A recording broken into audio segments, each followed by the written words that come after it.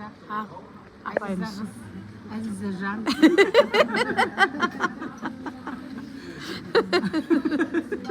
Жаңа Фариза жанға кетіп қалдық. Мұқағали есімізге түсіп кетті ғой. Бергенді кім жаман көреді дейсің? Құдай да жақсы көреді. Сен бөлемін Рамазан айында. Рухани азықты қоса берді ғой бүгін. Бұндай театрға мен бұрынғы студент кезімізде барғанбыз. Былтыр бір барғанбыз. Негізі рухани азық театрда да. Түсініп көрген адамға керемет. Жағын өзінде талай нәрселер қайнап жатыр. Соны талқылаймыз дегенмен де. Болды ғой қазір. Тағы бір шай алдырамыз ғой. Бірақ қалай сөйлейді солар. Жаттаған ғой бәрін. Бірақ оның бәрі жаңағындай ғой. Әрі мәртебе түсінеді. Иә. Әрі мойындатып ой қалдырады ғой.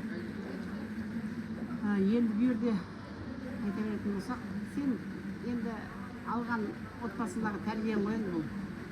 Отбасындағы ата-ана ұстазды құрметте, ұстазың үйретті, ұстазың деп, ұстазы жоғары орынға қойып отырса, ешқандай бала неғылмайды.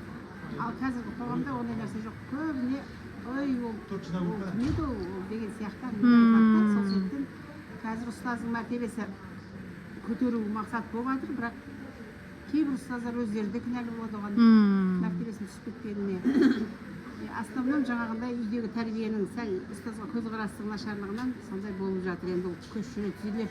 Бірақ дегенмен біз қандай жақсы нашар мектепте оқысақ та, нашар мектепте білім алдыңдар ғой сендер. Жағдай жасалмаған, жағдайы жоқ мектеп еді.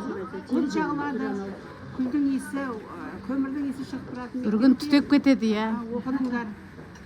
Енді сонда да жаңағындай осындай халге дәрежеге жеткендеріне Аллаға шүкір. Алланың арқасы. Кейін өзің еңбекқорлығың арқасы ғой. Өзің еңбекқор қыз едің. Еңбектің бәрібір маған тәтті болады ғой соған. Рахмет. Сен бізді сыйласаң, сені Алла сыйласын. Алдындағы өсіріп отқан үміттерің, гүлдерің барлығын тырнақтасын. Еткен еңбегің өзіңе жүз есе болып келе берсін. Әмин айтқан. Сенің шәкірттерің сеннен де артығырақ сені бағалай білсін.